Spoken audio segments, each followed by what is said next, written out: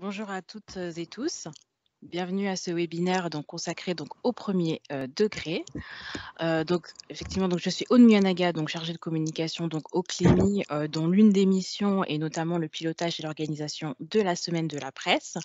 Donc mon intervention aujourd'hui va porter pour vous présenter un petit peu tous les outils qui peuvent vous servir de support pédagogique pour mener vos activités en éducation aux médias et à l'information en classe, puisqu'effectivement l'éducation aux médias et à l'information dans le premier degré est un des axes qui sera particulièrement développé lors de cette 33e édition de la Semaine de la Presse. Et d'ailleurs, ce sera un des axes qui sera également fortement développé dans les actions en éducation, médias et l'information du CLEMI tout au long de l'année. Donc mon intervention va porter sur 3 volets. Le volet dédié au papier, au titre de la presse écrite, au volet dédié à l'offre numérique et enfin un volet dédié à l'événementiel. Donc concernant le premier volet, le volet des titres de la presse écrite. Donc lors de votre inscription à la semaine de la presse, alors Xavier, je l'ai en tout, voilà. Merci beaucoup. Lors de votre inscription à la semaine de la presse en janvier et en février, vous avez pu réserver des journaux et des magazines de la presse écrite et notamment ceux de la presse jeunesse. Donc effectivement, on a une offre en fait qui est spécifiquement dédiée pour les professeurs des écoles. Voilà, pour le premier degré, une offre dédiée également spécifiquement au collège et une offre dédiée spécifiquement au lycée.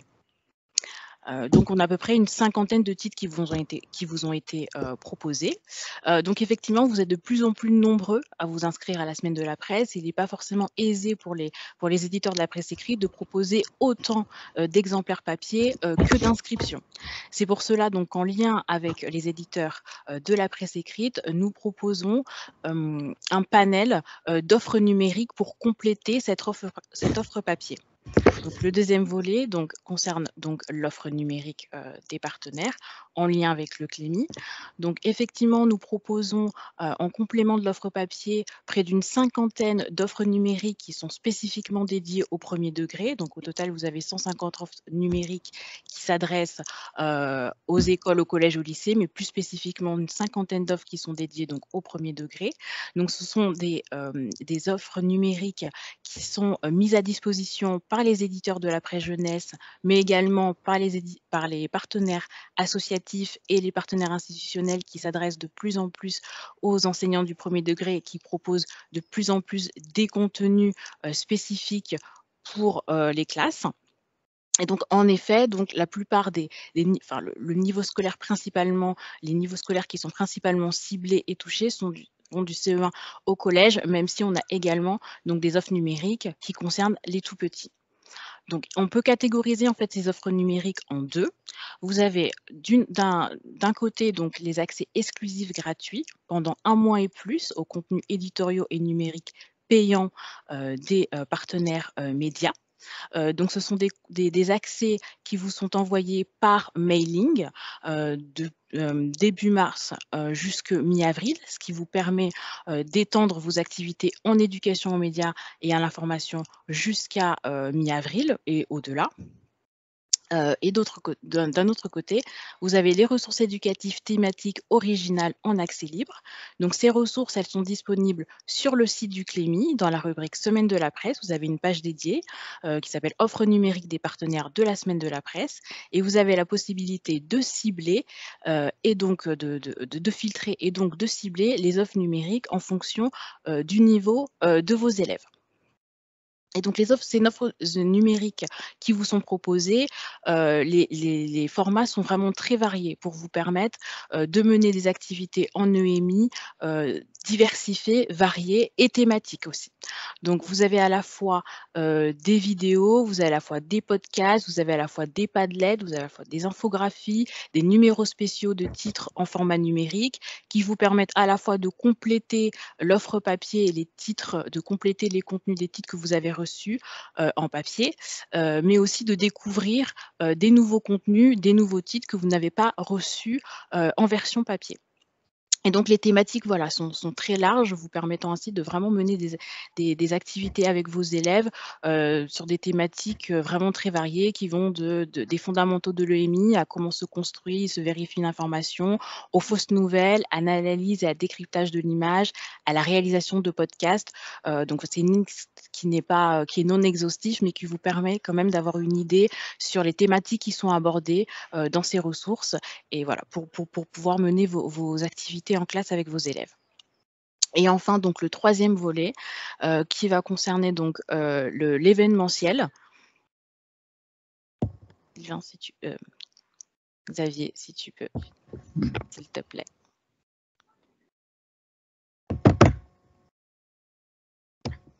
Merci beaucoup. Merci.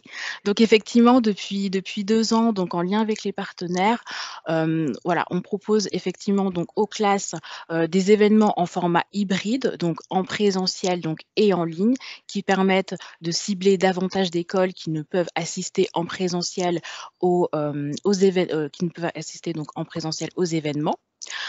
Donc cette année, on a à peu près une trentaine d'événements qui sont proposés, qui sont dédiés aux enseignants et aux élèves donc, du 1er degré. Concernant ces événements en présentiel, on a principalement 3 formats. Qui sont bien évidemment voilà, en co-construction avec vous, entre les partenaires, vous et le CLEMI. Donc le premier format, c'est la visite des classes donc, au sein des rédactions, puisque les visites ont repris, et d'ailleurs le CLEMI a élaboré un guide, un guide spécifique pour les interventions qui vous permettent, donc à chaque fois que vous êtes inscrit à un événement, d'avoir un guide pour pouvoir vous préparer en amont au mieux à ces interventions et à ces événements, que ce soit en présentiel ou en ligne. Des interventions donc en classe de professionnels des médias et de l'information qui peuvent être également vous être proposées. Et enfin, des ateliers en présentiel dans les locaux des médias. Donc, ce sont des ateliers thématiques sur, par exemple, sur la web radio notamment, avec des enseignants, des élèves et des professionnels de l'information. Alors, il est vrai que ces événements principalement touchent le CE1 au CM2, voire 6e, mais on a également des événements qui sont consacrés plutôt aux tout petits. Mais on sera beaucoup plus sur du présentiel à ce moment-là. Et donc enfin, effectivement, donc on a aussi toute une partie en ligne, des webinaires donc en ligne, avec des webinaires qui sont spécifiquement dédiés aux enseignants. Donc voilà, le CLEMI, en lien avec les partenaires, propose également des webinaires spécifiquement dédiés aux enseignants et des webinaires qui sont dédiés aux enseignants, aux élèves et aux classes. Xavier, si tu veux passer à la slide d'après. S'il te plaît. Merci. Donc des webinaires qui sont spécifiquement dédiés aux enseignants, comme je le disais, et plus globalement, on a davantage de webinaires qui concernent à la fois les enseignants, les élèves, donc du CE1 au CM2 à la 6e, avec des thématiques tout aussi variées et diverses, comme réaliser un journal en ligne avec ses élèves pendant la semaine de la presse, les fausses nouvelles, la vérification de l'info, tout le travail autour de l'information et des sources, et des échanges en visioconférence avec des professionnels de l'information qui permettent voilà, de compléter le volet papier et les offres numériques que vous recevez pendant la semaine de la presse et des médias dans l'école. Et j'ai terminé.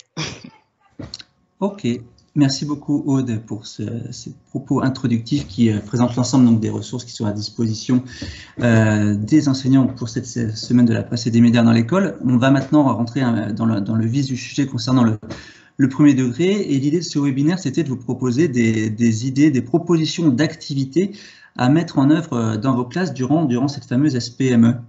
Il y a plusieurs points communs dans les propositions qu'on va vous faire. La première, c'est qu'on les a articulées par cycle. On va vous faire une proposition pour le cycle 1, une proposition pour le cycle 2, une proposition pour le cycle 3. Il y a toujours la notion de progressivité qui va apparaître. Et puis, elles reposent toutes sur l'exploitation des ressources médias dont vous allez bénéficier durant la SPME. Et enfin, la dernière chose, et c'est peut-être la plus importante, c'est que les 3 séquences que l'on va vous proposer maintenant vont permettre de travailler avec vos élèves les fondamentaux, entre guillemets, de l'éducation aux médias et à l'information, c'est-à-dire les éléments de construction de l'information. Donc, on va parler de sources, on va parler d'éléments essentiels de l'information, des 5 W, etc., etc. Donc, je vais démarrer la présentation par le cycle 1, comme il se doit. Alors, comme on dit cycle 1, on envisage quand même plutôt moyenne section, grande section, parce qu'auparavant, avec des tout petits et des petits, c'est peut-être un peu plus compliqué d'aborder des notions d'éducation aux médias et à l'information. Et là, l'idée, ça va être d'aborder, donc, durant la semaine, alors, on est parti sur 4 séances que vous pouvez articuler, évidemment, comme vous l'entendez, dans le contenu, comme sur la forme comme sur le fond, pour aborder les notions de journal et d'information.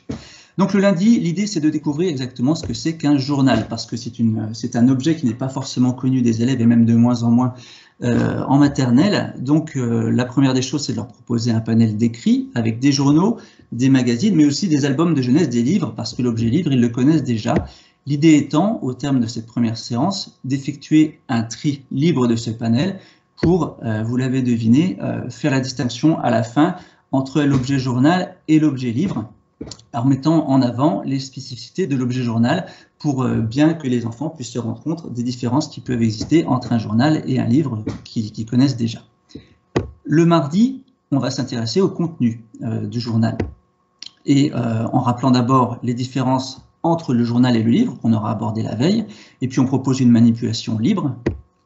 Ensuite, via des échanges collectifs, on identifie les différents types de contenus dans le journal, dans l'objet journal, à savoir globalement du texte et de l'image. Donc l'image qui peut être photo ou dessin. Vous pouvez éventuellement aller plus loin en essayant de faire distinguer à vos élèves, aux enfants, les gros titres, le texte qui est écrit en plus petit, si vous le souhaitez. Et à l'issue de cette deuxième séance, l'idée c'est de réaliser une affiche collective qui permet la catégorisation des contenus avec des éléments que les élèves, que les enfants auront découpés dans les ressources qui leur ont été mises à disposition. Une fois que cette affiche a été réalisée, le jeudi, on va s'intéresser, donc une fois qu'on s'est attardé sur la forme, on va s'intéresser à la fonction du journal, à quoi ça sert un journal. Donc, on va lister d'abord les éléments qui sont potentiellement connus par les élèves, par les enfants, à savoir la météo avec les petits pictos qui sont susceptibles de reconnaître, ou pourquoi pas le programme télé s'ils arrivent à reconnaître telle ou telle image. Et puis, on va leur expliquer que tous ces éléments sont des informations à l'image de la grande majorité de ce que l'on peut trouver dans un journal. Voilà, donc on introduit à ce moment-là la notion d'information. Et une fois que vous avez introduit cette notion d'information, on vous propose de visionner une vidéo, les clés des médias, qui a été réalisée en partenariat avec le CLEMI. Je précise que tous les liens qui sont introduits dans ce document, vous pourrez également les retrouver dans le document à l'issue de la présentation. Et après avoir visionné cette vidéo, vous allez lister avec vos élèves les éléments constitutifs de l'information, à savoir quelque chose de nouveau, quelque chose qui concerne beaucoup de monde, et surtout, très important, quelque chose qui est vérifié, on en est sûr. Et le vendredi, on s'attarde à nouveau sur la notion d'information. On reprend les éléments de définition que vous avez listés la veille, et vous pouvez revisionner la vidéo si nécessaire.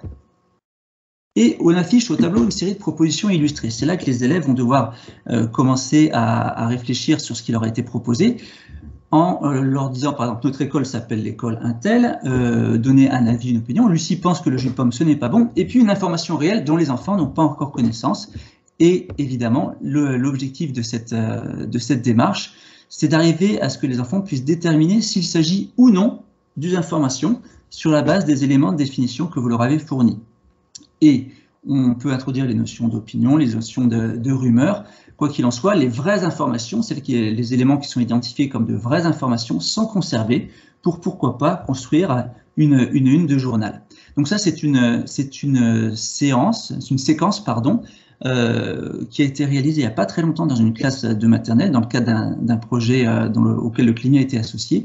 Et effectivement, à l'issue de la séquence, en suivant cette démarche-là, les élèves sont en capacité d'une part de découvrir l'objet journal, de le connaître et désormais de le reconnaître. Donc c'était quand même un premier pas dans l'univers de l'éducation aux médias et à l'information. Ils ont compris ce que c'était qu'une information, donc ils ont les éléments de base de définition de l'information, ce qui leur permet donc de faire la nuance entre une information et une rumeur, une opinion, qui ne sont pas des informations.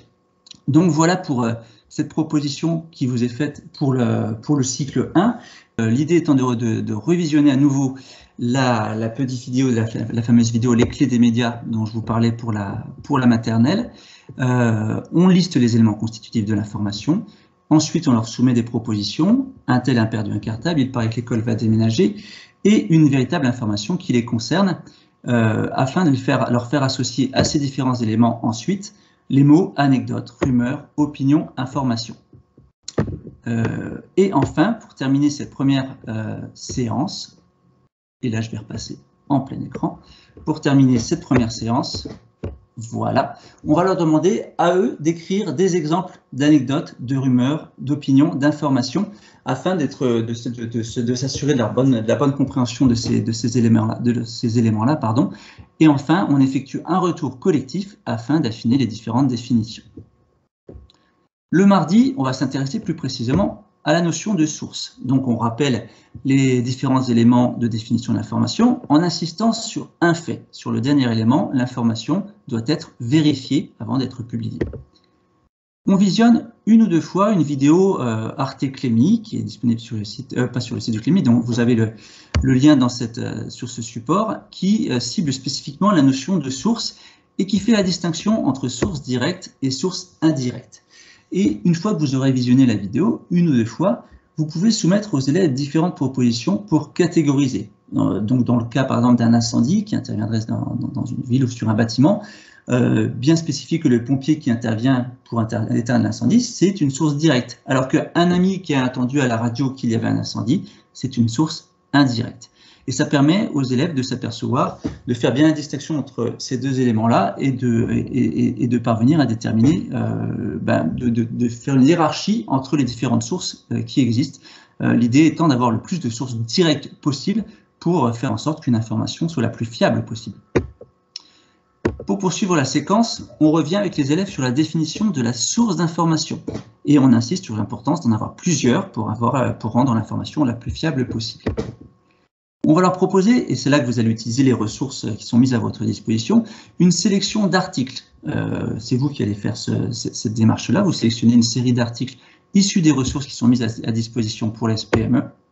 Et pour chaque article, en fonction du sujet demandé, vous allez demander aux élèves de s'interroger sur les sources potentielles qui auront été consultées pour le journaliste afin d'arriver à vérifier le mieux possible l'information. Si je reprends l'exemple de l'incendie qui était présenté dans la slide précédente, effectivement, c'est plus intéressant d'avoir le témoignage d'un pompier qui a participé à l'intervention ou du maire de la commune dans laquelle l'incendie a eu lieu, plutôt que du cousin, du beau-frère du pompier qui habite à 300 km de là, qui a certes entendu parler de l'incendie, mais qui n'aura pas d'éléments, qui ne sera pas considéré comme une source fiable. Donc, l'idée, c'est de faire réfléchir les enfants sur quelles sont quelles sont les sources potentielles sur tel ou tel événement relaté dans un article d'actualité. Et le vendredi, on les met en situation de journaliste. C'est-à-dire qu'on va expliquer aux élèves qui vont se mettre à la place de journalistes pour aller consulter des sources et compléter et valider une information. Donc voilà l'idée de l'activité. Vous allez potentiellement constituer des groupes de journalistes et chaque groupe va recevoir une information, un début d'information à vérifier et à compléter. À titre d'exemple, celui-ci, des travaux vont avoir lieu à la piscine municipale. Là, vous allez disposer une série d'enveloppes dans votre classe avec le nom de la source sur l'enveloppe. Les journalistes, les groupes de journalistes vont devoir aller sélectionner deux bonnes sources. C'est-à-dire que ici, ça serait en l'occurrence le maire et un maître nageur de la piscine et pas le boulanger ou le président de l'association Trucmuche qui n'a rien à voir dans le dossier qui les occupe. Et dans chaque enveloppe, donc, ils vont trouver, s'ils se débrouillent bien et qu'ils trouvent les bonnes sources, ils vont trouver les éléments qui leur permettront de compléter et de fiabiliser leur information, de la sourcer. Et donc, en l'occurrence, pour cet exemple-là, ça pourrait être la durée des travaux qui est précisée par le maire ou le coût des travaux, et puis le maître nageur qui précise que dans le même temps, évidemment, les cours de natation sont suspendus en attendant que les travaux soient réalisés. Et une fois que ces sources ont été consultées, les groupes de journalistes rédigent de très courts articles avec les éléments qu'ils auront recueillis, et puis un retour collectif est organisé pour valider ou non le choix des sources qui auraient été effectuées par les groupes de journalistes. Donc là, l'idée, donc on franchit un petit palier par rapport à la proposition de séquence qui vous a été faite pour le cycle 1. On s'intéresse vraiment à la vérification de l'information, à la notion de source, et on met les élèves en situation voilà, à la place de journalistes pour qu'ils aillent déterminer quelle est la bonne source. Et puis, il y a une première activité de traitement de l'information, puisqu'ils vont devoir rédiger un petit article avec les éléments qui leur seront fournis pour les sources, par les sources. Voilà. Alors, je ne sais pas si techniquement on a pu retrouver Séverine et Anne. Je ne sais pas si c'est le cas. Oui, moi, on m'a retrouvé. Ah, bravo. Je suis navré pour bonjour tout le monde. C'est pas grave. Oui, juste pour ajouter qu'en effet, ce sur quoi on insiste là, c'est vraiment permettre aux élèves de comprendre ce qu'est une information avant de se lancer dans tout ce qui est fake news, désinformation, mésinformation. L'important, c'est vraiment de partir des bases et de bien comprendre déjà ce qu'est une information et surtout comment elle se construit et par quel est le processus qui amène à finalement la rédaction et la publication d'une information. Voilà, c'est bon. Merci Séverine, et désolé pour le contretemps. Donc voilà, une fois que on vous a présenté une séquence pour le cycle 1, une séquence pour le cycle 2, on va attaquer le cycle 3. Et là, pour ce cycle 3, on va aborder l'information, donc toujours la notion de construction de l'information, les bases, en utilisant un média spécifique, à savoir le média radio. Donc déjà, la première question à se poser en début de cette semaine de la presse et des médias à l'école avec vos élèves, c'est qu'est-ce que c'est qu'un média? On va vous proposer une nouvelle fois un support vidéo, avec cette vidéo « C'est quoi les médias ?» Et on fait un retour avec les élèves et pour notamment insister sur la fonction principale des médias, à savoir informer. À l'issue de cette vidéo aussi, vous pouvez faire catégoriser par vos élèves les différents types de médias qui sont présentés. Presse écrite, radio, télé, internet, médias sociaux, ce qui permet d'avoir un paysage global, un paysage des médias global sur une affiche, au tableau, sachant que c'est intéressant de garder ça à portée de regard des élèves durant l'ensemble de la séquence. Le mardi, on va expliquer aux élèves qu'on va travailler spécifiquement sur le média radio en rappelant ses caractéristiques, parce qu'on s'aperçoit que le média radio est très peu connu des élèves, et vous allez pouvoir faire écouter à vos élèves un podcast issu de Salut l'info Astrapi Bayard, un des partenaires de la SPME. Vous faites une sélection parmi les différents podcasts qui vous sont proposés, et vous allez demander aux élèves de lister les éléments qui sont apportés aux auditeurs sur un fait d'actualité donné. À titre d'exemple, là j'en ai écouté un récemment sur ce support-là, qui traite de la guerre en Ukraine. Donc les éléments qu'il va falloir lister, c'est, on parle de la guerre en Ukraine qui concerne la Russie, c'est la Russie qui s'attaque à l'Ukraine, ça a commencé à la fin du mois de février, et puis des éléments factuels qui sont précisés. Et puis, on va expliquer que ces éléments, qui auront donc été relevés par les élèves, constituent les aspects essentiels de l'information, ce qu'on appelle en anglais les 5 W. En français, c'est quoi, qui, quand, comment, où, pourquoi. Et et on réalise un tableau pour les classer. Ces éléments qui doivent figurer absolument dans l'information, parce que sinon, ce n'est pas une information. Tout simplement, ce sont tous les éléments qui constituent la base de l'information. Vous réalisez avec vos élèves un tableau pour classer ces éléments. On met en face du qui, Ukraine et Russie, par exemple, pour reprendre l'exemple que je vous ai donné, quand à la fin du mois de février, la frontière ukrainienne, à Kiev, à Odessa, etc., etc. Le jeudi, une fois que vous avez fait cette démarche-là, vous pouvez répartir vos élèves en petits groupes et vous leur demandez de choisir, en utilisant les ressources disponibles, différentes informations. Une par groupe, et de reprendre le tableau réalisé lors de la séance précédente et d'identifier les différents éléments essentiels. Donc, ils refont la même démarche, mais sur une information nouvelle. Et pour chaque information sélectionnée, chaque groupe va rédiger un très court texte avec évidemment la double consigne de reprendre les éléments essentiels, mais sans réécrire exactement le contenu du journal. C'est-à-dire, il faut que ce soit une production originale, entre guillemets, réalisé par vos élèves. Et puis le vendredi, on va passer à l'enregistrement. Donc chaque groupe va désigner un élève qui sera sa voix afin d'enregistrer le travail effectué. On procède à l'enregistrement. Alors, sur l'aspect technique des choses, un smartphone est largement suffisant pour réaliser cette activité. Et on essaie de respecter certaines consignes de diction, articulation, respiration, intonation.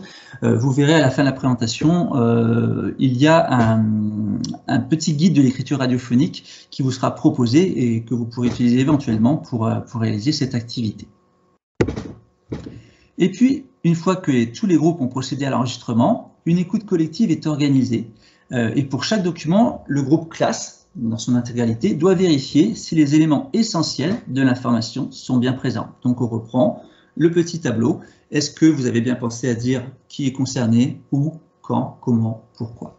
Voilà, donc ça, c'est une démarche qui permet, encore une fois, de travailler sur les éléments de base de la construction de l'information, les éléments essentiels de l'information, les 5 W, tout en ayant une première approche du média radiophonique. Voilà. Alors, avant de passer à cette dernière partie consacrée à l'EMI et les programmes, évidemment, les propositions qu'on vous a faites, et Séverine, je vais te laisser intervenir aussi juste après, ou Anne, si elle est avec nous, les propositions qu'on vous a faites, elles sont adaptables, je vous le disais au début de cette intervention, et par exemple, la proposition qui vous a faite pour le cycle 1, elle est tout à fait adaptable pour le cycle 2, en fonction de ce que vous avez envie de faire, de ce que vous connaissez de vos élèves, des éléments dont vous disposez. Voilà, mais en tout cas, chacune de ces 3 séquences porte sur les bases de l'EMI, la construction de l'information. Séverine, est-ce que tu voulais ajouter quelque chose? Oui, effectivement, l'idée c'était de vous proposer des entrées pour des premières séances d'EMI que vous pourriez mener à l'occasion de la SPME, et c'est tout à fait adaptable, cycle 1, cycle 2, cycle 3, en fonction du niveau de vos élèves, de votre régularité de pratique, etc. Mais ce qu'on voit là, ce qui est intéressant, on retrouve beaucoup de travail autour de la maîtrise de la langue. Et que ce soit maternelle, cycle 2, cycle 3, là en particulier pour le cycle 3, il y a un gros travail d'aller-retour entre écouter, écrire, lire, réécrire, travailler sur du résumé. Enfin, il y a tout ce travail qui est vraiment intéressant et qui peut s'inscrire très facilement dans votre organisation de classe sans bouleverser totalement vos programmes. C'est ça qu'on souhaitait, c'est voilà, vous proposer quelque chose qui soit facilement réalisable sans trop voilà, bouleverser vos habitudes. Oui, merci Séverine, et du coup tu m'offres une superbe transition avec la suite, puisqu'effectivement, donc nous on vous a proposé ces ressources-là pour vous permettre d'aborder, on l'espère le mieux possible, la semaine de la presse et des médias dans l'école, et on espère vivement, et on vous encourage à le faire, à faire de l'EMI au-delà de cette SPME, parce qu'on considère, on en est persuadé au CLEMI et de plus en plus à l'extérieur du CLEMI, que l'éducation aux médias et à l'information maintenant doit concerner les élèves de plus en plus tôt, et même dès la maternelle, comme on vous l'expliquait tout à l'heure.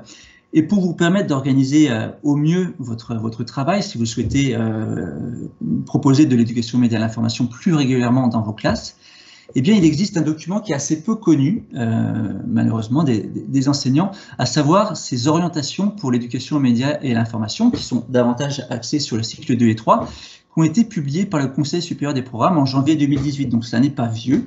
Et elles sont disponibles lorsque vous allez sur EduSchool pour consulter par exemple les programmes du cycle 2 ou cycle 3, elles sont juste en dessous. Voilà, il faut scroller un petit peu vers le bas et vous trouverez ces fameuses orientations.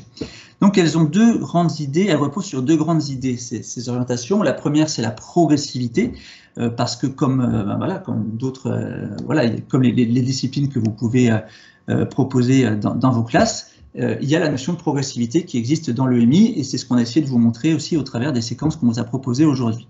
Et la deuxième chose, et c'est la plus importante, et c'est ce que disait Séverine à l'instant, c'est la transversalité, c'est-à-dire que, là je reprends le petit terme qui a été extrait des orientations, l'EMI doit être intégrée à tous les enseignements, elle contribue à tous les apprentissages scolaires autant qu'elle s'en nourrit. Voilà, donc vous pouvez faire de l'EMI vraiment quasiment à tous les moments de la vie de classe, à travers différentes disciplines. Alors, ces orientations, elles reposent sur 4 grands champs. Donc, c'est pareil, hein, vous aurez le lien vers le document, les orientations, pour le découvrir plus avant. Donc, s'approprier un espace informationnel pour découvrir les médias sous leurs différentes formes. Des compétences infodocumentaires. Donc là, c'est ce qu'on a commencé à aborder dans les séquences qu'on vous a proposées, donc rechercher, identifier, exploiter, organiser l'information. Création et collaboration, on est bien sûr sur la réalisation de productions collectives notamment. Et puis, il y a tout l'espace citoyenneté, capacité à agir, parce que les liens entre EMI et EMC sont assez puissants. Et là, on parle plus spécifiquement de droits de responsabilité dans l'usage des médias. Et voilà, et donc les multiples entrées dans les programmes que j'évoquais juste avant. Donc, vous voyez, en français, ce que disait Séverine, langage oral, langage écrit. EMC, toutes les notions liées à la citoyenneté, l'esprit critique, la coopération. En maths, on peut tout à fait aborder des questions telles que le traitement de données, la réalisation de tableaux ou de graphiques, évidemment le versant numérique, et puis en art plastique, le travail sur l'image qui est très présent, évidemment, en éducation aux médias et à l'information. Alors, les ressources qu'on souhaitait, alors il y a énormément de ressources qui vont vous être mises à disposition dans le cadre de la SPME. Aude vous en a fait un tour d'horizon au début de ce webinaire. Voilà, donc là il y a des sites comme celui du CLEMI ou celui du CLEMI Paris sur lequel vous pouvez trouver évidemment un grand nombre de ressources pour vous aider à mettre en œuvre de l'éducation aux médias et l'information dans vos classes, mais aussi des parcours de formation qui existent. Il y a un parcours magistère notamment qui s'appelle Lire l'actualité, que vous pouvez aller consulter et pourquoi pas effectuer pour vous donner davantage d'éléments pour faire de l'EMI. Et puis il y a des parcours INSP, vous connaissez peut-être pas cette nouvelle plateforme qui est en voie de développement. Ce sont des parcours exclusivement en distanciel et pour l'heure il y a 2 parcours en EMI qui sont prêts, qui sont terminés, l'un qui est consacré à la construction de l'information et l'autre à la notion de hiérarchie de l'information. Donc on est en plein en lien avec les séquences qu'on vous a présentées tout à l'heure et vous pouvez donc avec les liens qui vous sont fournis là vous connecter et vous créer un compte avec vos adresses académiques pour suivre ces parcours qui dans un premier temps vont vous proposer des apports de connaissances personnelles pour maîtriser au mieux les notions d'éducation aux médias à l'information et dans un deuxième temps vous proposer de visionner des séances tournées en classe. Donc il y a des séances tournées en classe en élémentaire, il y en a une en maternelle et une en classe de CM1, CM2 me semble-t-il, avec à chaque fois une analyse pédagogique de la séance proposée. Voilà. Autre ressource, c'est la fameuse fiche pédagogique Écrire pour la radio qui peut être utile dans le cadre de la séquence présentée tout à l'heure pour le cycle 3. Et puis les contacts, donc Anne, Séverine et moi-même, que vous n'hésitez pas à nous envoyer des messages, à nous contacter si vous souhaitez davantage de renseignements. Voilà. Séverine, est-ce que tu voulais rebondir, compléter, ajouter quelque chose? C'est juste que j'ai complété dans le chat, on nous demandait les ressources audio que tu évoquais, Salut l'info de Astrapi, et j'ai ajouté également la ressource proposée par Un jour une actu qui a regroupé pas mal de supports d'informations sur la guerre en Ukraine, et ça a l'intérêt de mixer des articles écrits, des petites capsules vidéo, voilà, plusieurs supports d'information justement quand il était question un peu de faire le tri entre un média, c'est une radio, c'est un journal, voilà, ça peut être aussi une petite vidéo. On peut aussi utiliser ces différents supports. Okay. Voilà, je vois que Anne est avec nous, ouais. Est-ce que bonjour Anne, désolé pour le contretemps technique. Est-ce que voilà, on est ravis. Donc bonjour à tous. Oui, désolé pour ces petits problèmes techniques. Donc, moi, je voulais juste compléter quand même en disant que, bien évidemment, là, on a donné des pistes pour le cycle 1, le cycle 2 et le cycle 3, mais que les pistes qu'on a données pour le cycle 1, en les adaptant, peuvent être utilisées par les élèves du cycle 2, par les élèves du cycle 3, etc., en complexifiant un peu les choses. Et du coup, dans la notion d'information, il y a si je ne m'abuse, il y a une notion qu'on n'a pas abordée, c'est ce qui n'est pas une information justement, mais il faut savoir faire la différence entre information et publicité. Donc voilà, et donc avec des plus grands, si vous proposez un panel aussi de journaux, de magazines, voilà la toute première activité qu'on proposait pour le cycle 1, vous pouvez aussi y mettre voilà, des prospectus, des publicités, etc. pour bien aussi faire la différence entre l'information et la publicité. Sinon, j'ai mis dans le lien, dans le chat, là, il y a quelqu'un qui demandait le lien vers les clés des médias. Et j'ai mis aussi le lien vers la page que j'ai faite, moi, avec toutes les ressources sur la guerre en Ukraine. Et de toute façon, puisque tu vas leur fournir, toi, le diaporama, tous les liens aussi seront fonctionnels sur le diaporama. C'est bien ça, hein? Tout à fait. Oui. Donc, à l'issue, à la fin du webinaire, juste avant de nous quitter, je mettrai dans le chat le lien qui vous permettra d'aller remplir donc, un petit questionnaire relatif à ce webinaire. Et à l'issue de ce questionnaire, vous aurez accès au support que je vous ai présenté. Et tous les liens sont actifs. Donc, toutes les ressources qui ont été citées, vous pourrez y accéder via ce document. Et je rebondis également sur une remarque qui était faite dans le chat, là, qui était faite de Corinne, qui explique qu'elle a un double niveau, qu'elle va faire les séances cycle 2, cycle 3. Après, il est tout à fait possible, hein, une séance de cycle 2, de faire la même pour des CE2 et des CM2, tout en adaptant un petit peu soit les modalités de travail, soit le rendu, l'attendu, hein, ou inversement. Et puis, sur le fait de mettre sur le blog pour en faire profiter les parents, ben oui, et plus que oui. C'est très valorisant pour les enfants, en fait, de voir leur production signée, leur travail comme ça mis en avant. Et puis, c'est très intéressant pour les parents aussi de voir que les enfants sont capables aussi, voilà, de prendre leur rôle de citoyen, de s'intéresser à l'actualité, de participer, voilà, à tous ces débats et de produire ce type d'écrit ou d'oraux d'ailleurs si vous faites de la radio. Alors moi je rajoute aussi quelque chose là parce qu'il y a une question dans le chat, donc suite à ce que j'ai dit, donc l'information entre la différence entre information et publicité. Donc si je ne m'abuse là encore, le CLEMI a développé, voilà, le Media Lab a développé un jeu qui s'appelle Fabrique ton info, c'est ça? Qu'est-ce que tu fabriques, je crois. Voilà, qu'est-ce que tu fabriques, voilà, qui présenteront d'ailleurs lors d'un webinaire la semaine prochaine et qui est donc un jeu pour apprendre au cycle 2 justement à distinguer une information et une publicité. Donc ça pourra être aussi une ressource supplémentaire si vous voulez travailler sur cette notion.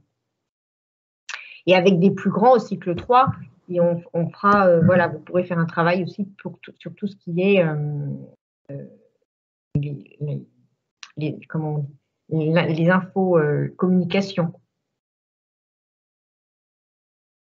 Alors, je reviens aussi sur ce qui avait, les propositions qui ont été faites. Ça peut paraître à certains assez rapide, hein, tout ce qu'on a proposé, notamment pour ceux qui n'ont jamais fait de MI. Nous, on propose ça sur une journée ou une semaine. N'hésitez vraiment pas à étaler, si vous en sentez le besoin, les choses sur 2 semaines ou 3 semaines. Ce qu'il faut bien prendre en compte, c'est faut bien prendre le temps de tout expliciter avec les enfants parce que nous, on va connaître les termes voilà, dont on parlait, opinion, commentaires, tout ça. Et les enfants connaissent pas forcément, donc il faut bien prendre le temps de toutes ces étapes, de bien poser le vocabulaire, un magazine, un journal, un article, une source, qu'est-ce que c'est, plutôt que de vouloir aller trop vite et de tout faire dans une semaine. Hein. Pour nous, la semaine de la presse, elle dure tout le temps. Enfin, voilà, donc il n'y a pas... c'est un très bon prétexte pour se lancer, mais voilà, faut vraiment bien veiller à ce que tout ce vocabulaire soit bien acquis. Oui, je pense, voilà, tu as tout à fait raison. Donc justement, c'est aussi le travail, l'occasion de travailler en français sur tout ce vocabulaire, tout ce que tu as dit, aussi tout ce qui est lié à la périodicité aussi, qui du coup, avec des élèves du cycle 1, un mensuel, un quotidien, un trimestriel. Et puis, ne serait-ce que le mot article, il y en a beaucoup aussi qui ne savent pas ce que veut dire le mot article, le titre, etc. Donc, effectivement, il faut vraiment rester au début sur les bases. Et comme l'a dit Séverine, voilà, la semaine de la presse, ça devrait être l'année de la presse. Hein. Il faut faire l'éducation aux médias le plus possible, voilà, régulièrement dans vos classes tout au long de l'année, même si, voilà, nous sommes conscients que vous avez un emploi du temps déjà très chargé. Mais voilà, l'EMI, c'est un enseignement transversal. Donc, comme on vient de le dire, si vous faites une séance, vous travaillez aussi le français, la lecture avec vos élèves. Alors, je réponds à une question de Myriam sur la pertinence d'utiliser un logiciel ou Word ou pour faire un journal. Alors, franchement, je ne sais pas ce qu'en disent mes collègues, mais c'est vraiment comme vous préférez, l'outil avec lequel vous êtes le plus à l'aise. Ça peut aussi être de l'écriture à la main, découpée, collée sur une feuille A3. Enfin, voilà, c'est pas... L'important, c'est pas finalement la forme, hein. C'est faire de l'EMI, c'est vraiment travailler sur le contenu. La forme, c'est bien si on a les moyens de faire un bel objet, un beau journal, c'est encore mieux. Mais voilà, l'idée, c'est aussi voilà, de vraiment plutôt axer sur le fond. Et puis la forme, ben, après on voit avec des élèves, il y a des élèves qui maîtrisent parfaitement ce genre d'outils, donc on peut aussi leur confier la réalisation, mais Word fonctionne très bien, il n'y a pas de problème. Oui, il ne faut surtout pas que la technique soit un frein. C'est vraiment l'idée, c'est de faire découvrir l'écriture journalistique à vos élèves, voilà, qui découvrent, voilà, qui sachent construire un article qui soit clair, qui réponde aux questions essentielles, voilà, la présentation, par contre, de l'article est très importante, la notion de titre, de chapeau introductif, voilà, des questions essentielles avec les réponses voilà, aux questions essentielles au début de l'article, mais ce qui est la technique ne doit absolument pas vous freiner. Alors, il y a une question de Candice dans le chat. Effectivement, c'est moi qui ai pris l'exemple de l'Ukraine parce que c'est un podcast que j'ai écouté, mais si c'est par rapport à cette séquence-là, en tout cas, Candice, les podcasts de Astrapi Bayard sont très nombreux et vous pourrez donc choisir une thématique qui ne soit pas forcément celle de la guerre en Ukraine, et c'est peut-être même souhaitable que ce ne soit pas forcément celle de la guerre en Ukraine. Donc, il y a beaucoup voilà, vous aurez un large choix d'autres actualités que celui de la guerre. Effectivement, il n'y a pas de souci par rapport à ça. Alors, si je peux ajouter, effectivement, moi aussi j'ai mis des liens sur ce sujet. C'est aussi parce que voilà, certains enseignants nous disent il faut que je parle de ce sujet avec mes élèves pour dénouer un certain nombre de nœuds ou d'incompréhensions. Comment je m'y prends? Voilà, qu'est-ce que j'ai comme support? Donc c'était aussi dans cet esprit, si vous sentez le besoin des élèves de parler de ça pour expliquer les choses, justement lever des angoisses ou des choses comme ça. Mais en effet, hein, comme dit Hugo Clément, le parrain du concours Mediatix, il y a 1000 choses à raconter hein, dans une école, un collège, un lycée. Donc des sujets, vous en trouvez, vous avez accès au petit quotidien, à tous ces journaux-là pendant la semaine de la presse qui traitent de tas d'autres sujets. Donc vraiment, vous pouvez évidemment traiter de tous les sujets que vous souhaitez. Oui, il y a les questions liées aussi à l'environnement, à l'écologie, c'est aussi des questions, voilà, des sujets qui intéressent beaucoup les élèves. Il y a des sujets aussi sur le sport, sur l'égalité filles-garçons, etc. Donc effectivement, il n'y a pas la guerre en Ukraine, c'est l'actualité du moment, mais voilà, pas forcément, on n'est pas obligé de parler de ça avec vos élèves. C'est vrai. Là, on en a parlé parce qu'il y avait des enseignants qui nous demandaient des ressources pour en parler avec leurs élèves, mais il y a plein d'autres sujets, effectivement, qui peuvent être abordés, voilà, plein d'autres thèmes qui peuvent être abordés et surtout intéresser les élèves. Aude, et peut-être oui. La question de Myriam sur le... Oui, tout à fait. Pour répondre à la question de Myriam, alors en effet, pour permettre en fait à un plus grand nombre d'écoles de s'inscrire à la semaine de la presse et de recevoir des titres papier, vous recevez un exemplaire par école. Donc, et non pas par élève, donc voilà, c'est une inscription, enfin un titre. Donc effectivement, n'hésitez pas à effectivement le partager entre collègues et surtout à utiliser, comme je l'ai présenté tout à l'heure, les offres numériques en complément de l'offre papier, parce qu'il n'est pas possible pour les éditeurs de mettre à disposition un journal par élève compte tenu du grand nombre d'inscriptions. Et vous recevez bien évidemment les colis presse tout au long, enfin là vous allez les recevoir si vous n'avez pas encore reçu tous les colis presse, vous allez les recevoir avant la semaine de la presse ou au début d'ici le début de la semaine prochaine. Alors, question de Frédéric, peut-on aborder la notion de ligne éditoriale en cycle 3 ? Oui, Frédéric. Alors, à titre d'exemple, je vous ai parlé tout à l'heure du parcours INSPE qui est consacré à la hiérarchie de l'information.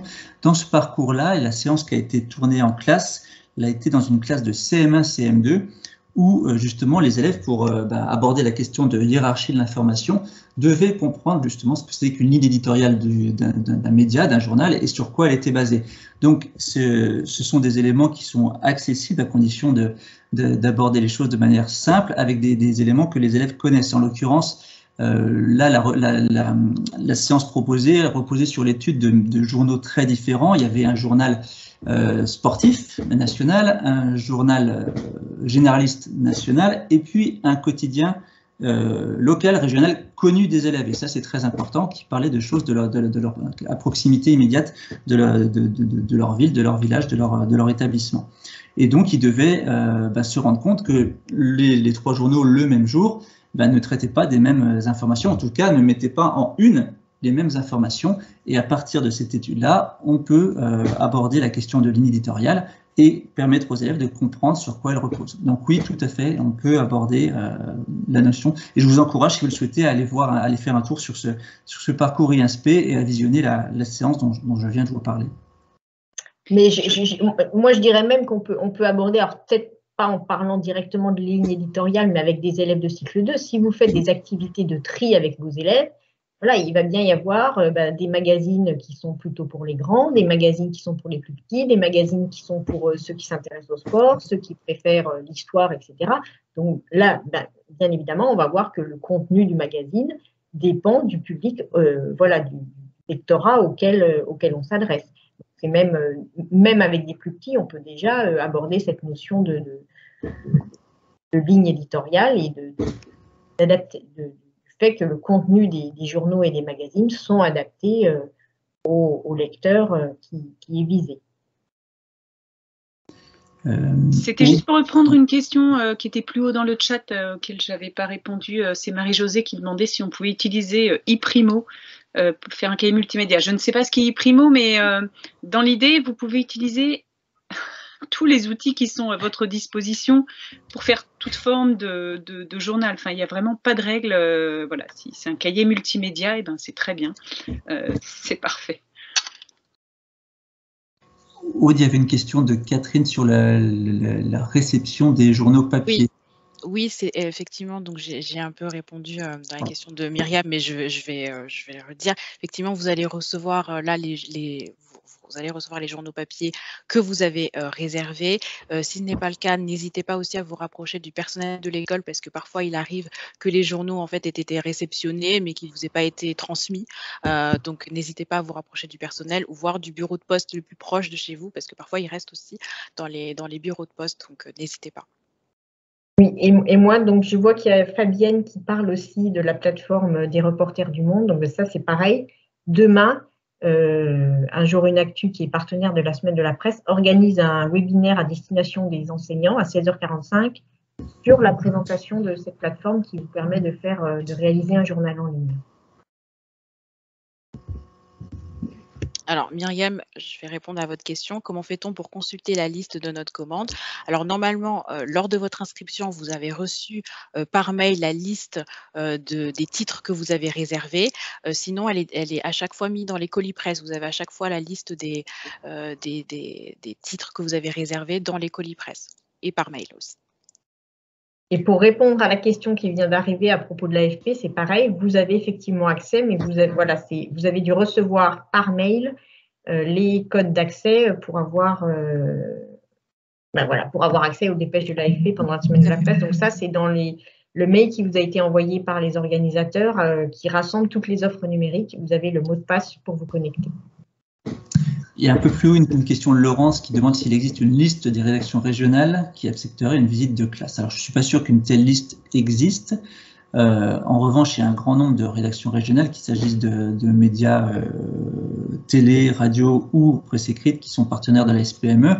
Et en fonction de la zone géographique dans laquelle vous habitez, il est tout à fait possible de les contacter pour leur proposer ou leur demander s'il est possible d'organiser une telle visite.